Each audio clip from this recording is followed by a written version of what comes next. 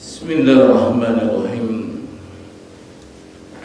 Assalamualaikum warahmatullahi wabarakatuh.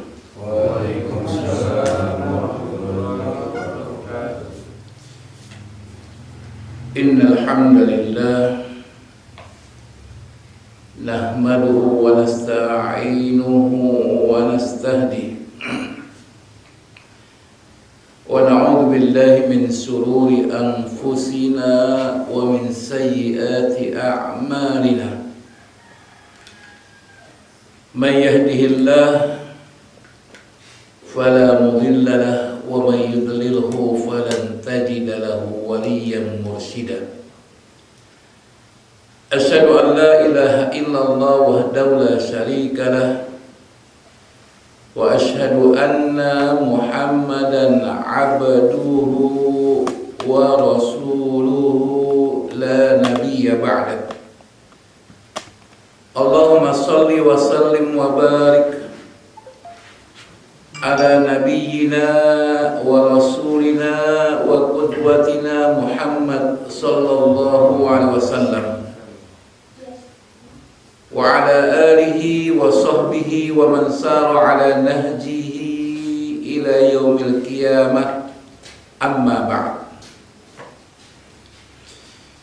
Alhamdulillah wa syukurillah, pada kesempatan pagi hari ini kita dapat bermuajahah dalam satu agenda yang rutin kita laksanakan setiap hari Jumat, dan semoga kita bisa istiqomah melaksanakannya. Amin ya rabbal alamin.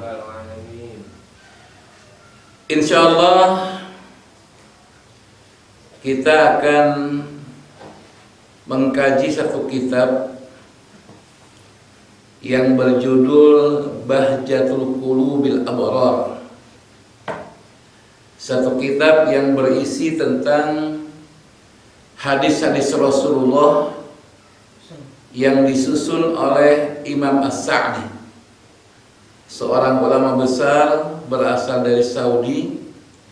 Di antara tafsir yang terkenal itu adalah dikenal sebagai tafsir As-Sa'di, dan ini adalah karya beliau berkaitan tentang hadis-hadis Rasulullah sallallahu alaihi wasallam. Insyaallah kita akan mulai pada hadis yang pertama dan kemudian dikaitkan dengan hadis yang kedua. Dimulai dengan hadis yang berjudul Innamal a'malu binniyat.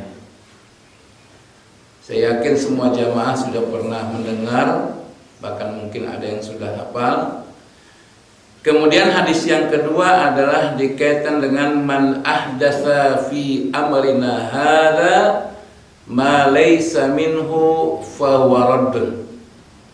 Kata Rasulullah SAW, barang siapa yang membuat satu perkara baru dalam urusan kami ini, yaitu urusan agama, maka ketika tidak ada asal muasalnya, fahuwa raddun, maka perkara tersebut adalah tertolak. Dalam hadis yang lain, man amila amalan laisa alaihi amruna fahuwa raddun. Barang siapa yang melakukan satu perkara, satu amalan yang bukan berasal dari kami, maka amalan tersebut tertolak.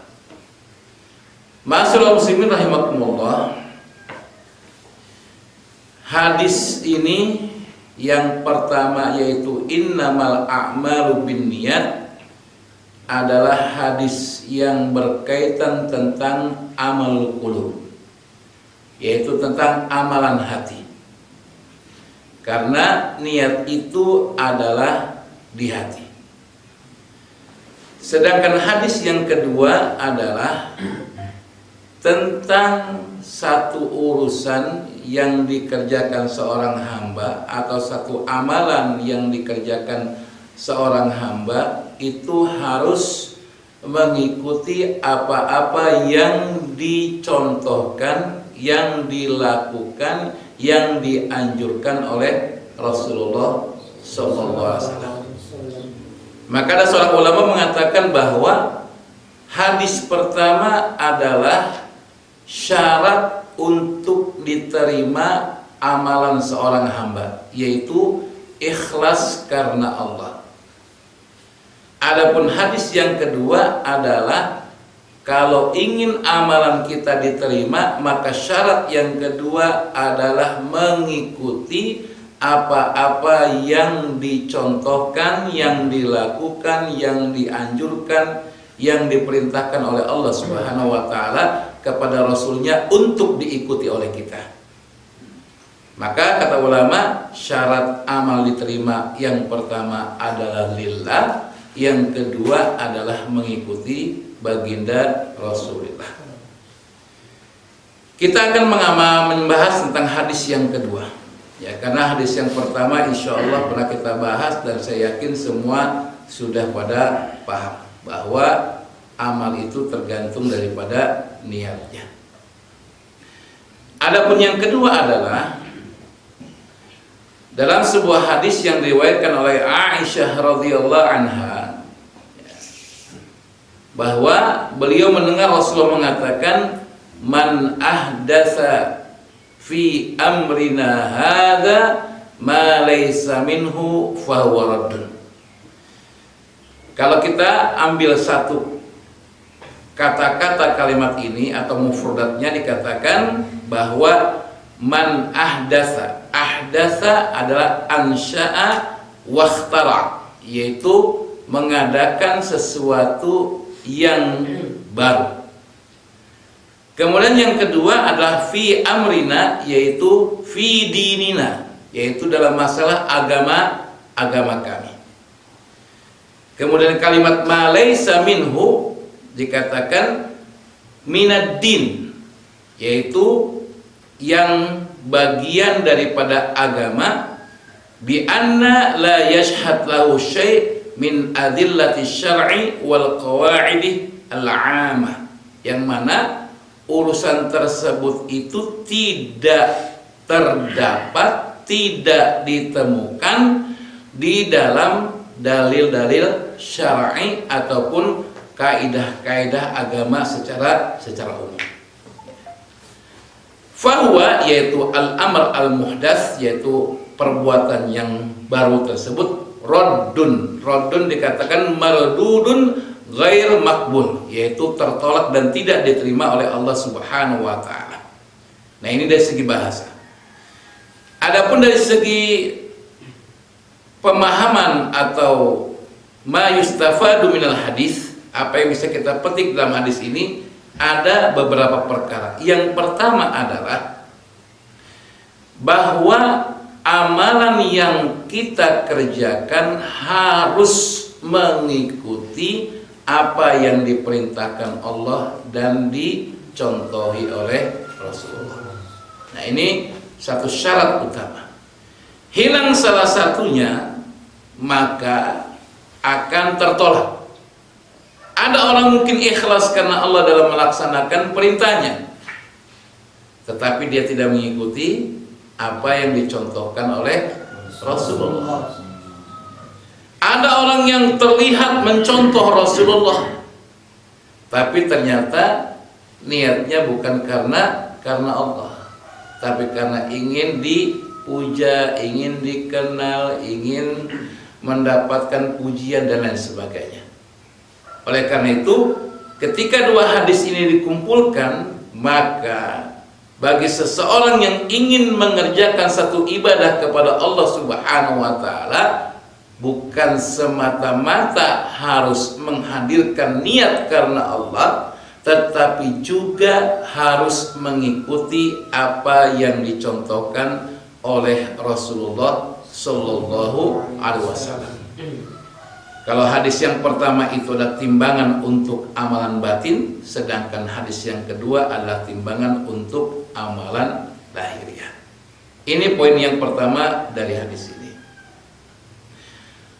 Poin yang kedua adalah yang bisa kita petik dari hadis ini, mengamalkan amalan yang tidak ada tuntunannya, maka amalan tersebut tertolak dan tidak diterima di sisi Allah Subhanahu wa ta'ala.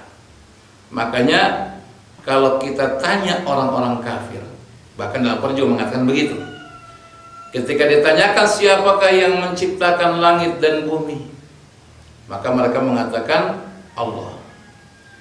Keyakinan mereka ada bahwa semua makhluk yang diciptakan di muka bumi ini adalah ciptaan Allah. Namun ketika mereka diperintahkan untuk beribadah kepada Allah, maka di antara mereka kemudian melakukan perkara-perkara yang tidak menjadi tuntunan daripada nabi-nabi sebelumnya.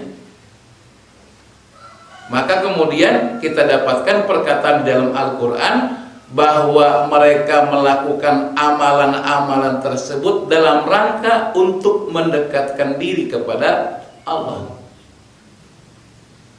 Jadi ternyata amalan tidak sesuai, karena memang apa yang dicontohkan oleh nabi-nabi sebelumnya itu pun dilakukan oleh Rasulullah. Coba Nabi Ibrahim, banyak amalan-amalan, bahkan kalau kita perhatikan dalam mencari keteladanan, Rasul pun diperintahkan untuk mencari keteladanan. Padahal pada diri Rasulullah sudah ada keteladanan, ternyata Rasul pun diperintahkan untuk mencari keteladanan. Di dalam Al-Quran dikatakan bahwa pada diri Nabi Ibrahim itu terdapat keteladanan. Makanya kemudian Rasul mengikuti teladan Nabi Ibrahim. Bagaimana manasik haji yang dilakukan oleh orang-orang yang berangkat ke tanah suci. Banyak amalan-amalan yang dicontohkan oleh Nabi Ibrahim yang dilakukan oleh Rasulullah, mengikuti keteladanan. Nah, orang-orang kafir dahulu mereka melakukan keteladanan, cuma cara yang dilakukannya menyimpang. Niatnya karena Allah, tetapi caranya menyimpang, maka kemudian ditolak oleh Allah Subhanahu wa Ta'ala. Makanya hati-hati ketika kita melaksanakan satu amalan, yakini dulu apakah amalan tersebut adalah amalan yang ada tuntunannya. Kalau ada tuntunannya, maka lakukan. Tetapi apabila tidak ada tuntunannya, bahkan mungkin berbeda dengan tuntunan yang dilakukan Rasulullah, maka tinggalkan. Ini yang harus kita perhatikan. Kemudian yang ketiga adalah bahwa dalam urusan agama ini harus benar-benar mengikuti apa yang diperintahkan oleh Allah dalam agamanya. Jadi di sini jelas bahwa fi amrina, ya, dalam urusan agama kami. Ya. Jadi kita perhatikan di sini urusan agama ini sudah jelas. Bahkan Rasul mengatakan sebuah hadisnya, innal halala bayyin wa innal harama bayyin. Bahwa yang halal itu sudah jelas, yang haram sudah jelas. Enggak perlu ada keraguan. Oh, ada Ustaz, kan ada kalimat syubhat. Iya, syubhat memang ada dalam ajaran kita. Tetapi kalau kita perhatikan hadis tersebut, bahwa syubhat itu lebih cenderung, lebih mendekati dari apa yang diharamkan oleh Allah. Karena Rasul mengatakan, waman waqa'a fi syubhati waqa'a fil haram. Barang siapa jatuh pada perkara-perkara yang syubhat, terus jatuh pada perkara syubhat, maka lambat ataupun cepat dia akan waqa'a fil haram, dia akan jatuh pada perkara yang diharamkan oleh Allah Subhanahu wa Ta'ala. Maka hati-hati, udah jelas, nggak ada yang tersembunyi dalam agama ini, semuanya sudah dijelaskan. Dalam Al-Quran dikatakan begitu kan, tidak ada yang terlewatkan, semua sudah dijelaskan. Bahkan kemudian Allah menegaskan kepada Rasulullah bahwa agama yang kamu bawa ini agama yang sudah aku sempurnakan. Jadi kalau misalkan ada orang-orang yang mengatakan agama ini masih kurang, orang itu nggak paham dengan Al-Quran. Dia nggak baca Al-Quran, dia tidak memahami Al-Quran. Karena jelas dalam Al-Quran dijelaskan bahwa sudah sempurna agama ini. Yang kedua, tidak ada satu perkara pun dalam agama ini kecuali sudah dijelaskan oleh Allah. Ya. Bahkan perkara-perkara yang dulu ada dikatakan mustahil, tidak mungkin terjadi, dianggap kalau orang meyakini sebagai orang gila. Tapi ternyata perkara tersebut sekarang ada perkara yang ternyata benar ya. Ternyata luar biasa. Kayak gitu. Ada rasa takjub. Ya. Oleh itu masyarakat muslimin rahimakumullah, ketika ada perkara-perkara yang dia tidak mengikuti tuntunan daripada ajaran agama ini, tidak lillahi ta'ala, tidak mengikuti tuntunan Rasulullah, maka ajaran tersebut dikatakan sebagai bid'ah. Ya.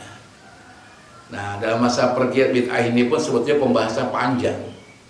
Ya, nggak cukup waktu sekarang kita membahas, karena ada buku yang dikarang oleh seorang ulama berkaitan tentang pembahasan tentang bid'ah ini. Luar biasa panjangnya. Dan tidak sembarangan orang mampu untuk bisa mengistimbatkan kata bid'ah. Karena ketika dia mengatakan bid'ah, dia harus punya dalil qat'i, harus punya dalil yang kuat, yang pasti. Kalau memang perkara tersebut bid'ah. Dan dia siap mempertanggungjawabkan di dunia dan di akhirat. Kalau dia salah, masuk neraka.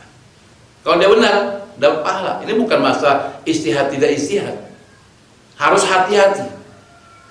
Karena kalau misalkan mengatakan bid'ah itu tandanya konsekuensi pelakunya ahli neraka. Contoh misalkan kita membid'ahkan kawan-kawan daripada saudara-saudara kita sesama muslim, kawanan NU, teman-teman NU. Itu bid'ah, itu bid'ah. Berapa banyak umat Islam di Indonesia yang ahli neraka? Karena organisasi terbesar di Indonesia ini NU. Maka kemudian semua masuk neraka. Astagfirullahaladzim. Ya. Jadi jangan sembarangan. Tidak boleh sembarangan. Udahlah, kalau kita baru belajar 1 kali, 2 kali, 3 kali mulazamah pada seorang syekh langsung mengatakan bid'ah, hati-hati. Ini perkara yang berat, karena ketika mencap seseorang ahli bid'ah, tandanya dia mencap mereka ahli neraka. Ini yang perlu kita perhatikan. Jangan sembarangan.